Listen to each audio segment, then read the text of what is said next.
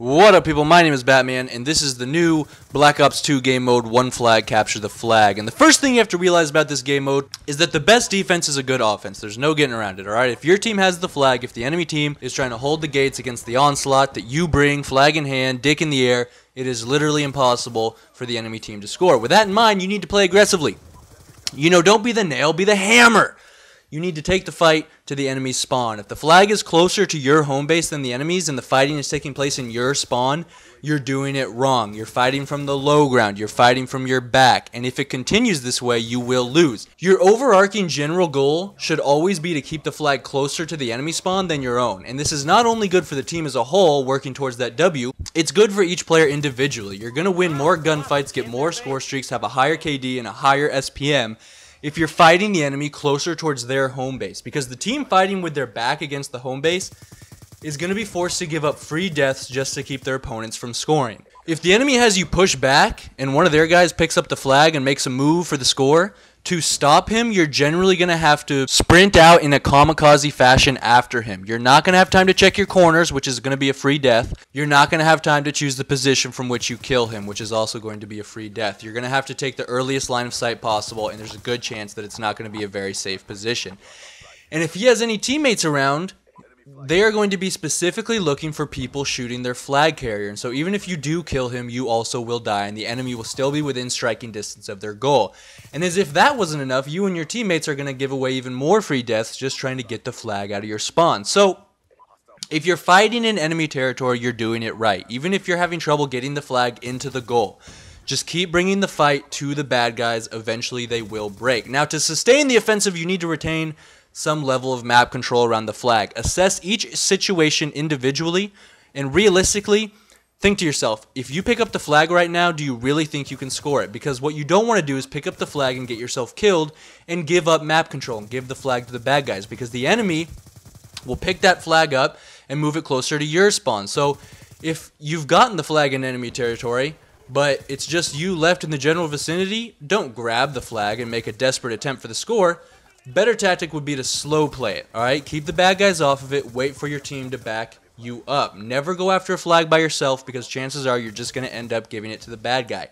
And if you do have the flag, do not go for the score by yourself either, because you'll just end up giving it away also. And look, if you're not interested in grabbing the flag and trying to score, which I'm sure is the case for a lot of us, that's okay. Playing the objective in this game is going to come down to a lot more than just interacting with objectives as it is in most playlists. I think of it like football. The guy who picks up the flag is like the running back, and everyone else is kind of like an offensive lineman, right? The running back can only score if O-line gives him the blocks he needs. It's the people who don't pick up the flag that are going to determine who wins. This game type, more than any other game type besides TDM, comes down to the gunfights. In a game like Hardpoint, the guy playing the Slayer role is not going to determine who wins, because people spawn instantly, and if they are in the objective and you're not, they still win. The whole team can go negative and still win.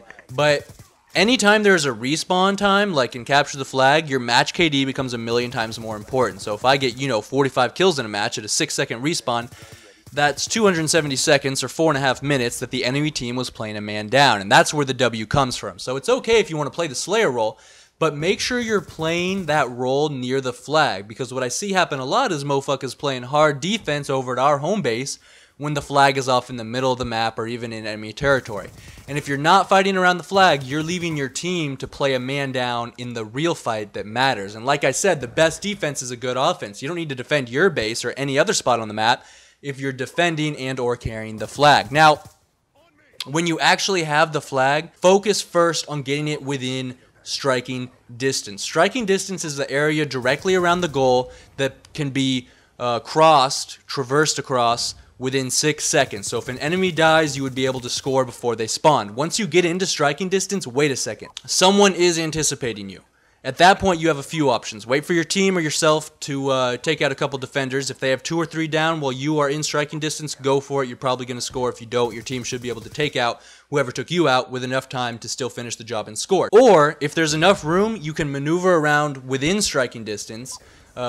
Initially, the enemy is going to know which direction you're coming from, right? If you've traveled from the middle of the map or anywhere else, and they'll be waiting for you. So if you pivot left and come from a different direction, the flag indicator above your head will not have updated yet. The enemy will not be anticipating your move, and you can score because they won't be expecting you. Now, obviously, smoke grenades are going to make scoring infinitely easier. And EMP grenades also make it a lot easier to get into enemy territory, because if you hit someone with an EMP grenade, it's going to be like 10 seconds where they can't see you on the minimap or the flag indicator. They're going to be flying blind. You're going to be in full stealth mode. From a defensive standpoint, if you know the enemy is within striking distance, get your ass on the goal. Get in between the goal and the enemy with the flag, because what's going to happen is you're going to think you can just ADS 3 feet in front of the flag and get the guy by the skin of his teeth. But it's not going to work out. If your reaction time is a half a second too slow, or if the lag is just a half a second fucked up, he's going to run in and that's going to piss you off, because he's going to score right in front of your ass. Alright? Now, also, from a defensive standpoint, concussion grenades are very useful. If you know the flag carrier's general position but you can't get a line of sight on him, hit him with a concussion grenade. It'll slow him down long enough for you to get the kill, or long enough for the flag indicator to update so you and your team know his exact position. Or it'll give your team enough time to push up. Now, if the guy's in striking distance of the goal, instead of waiting on his ass, concuss him, and that'll guarantee he can't just sprint in there and score right in front of you. Lastly, keep your eye on the fucking ball, okay? This shit happens a lot where the enemy will have the flag, and everyone on your team will assume some other teammate is going to get him, and then nobody does. It's like how they say it's more dangerous to get robbed in a crowded area because everyone assumes somebody else is calling the cops. So, you know, I can't tell you how infuriating it is to get scored on just because nobody was paying attention. I hope this video can help you conquer and master the new game mode. Please remember to tap that thumbs up button. May the force be with us all. Follow me on Twitter. This is Batman signing out.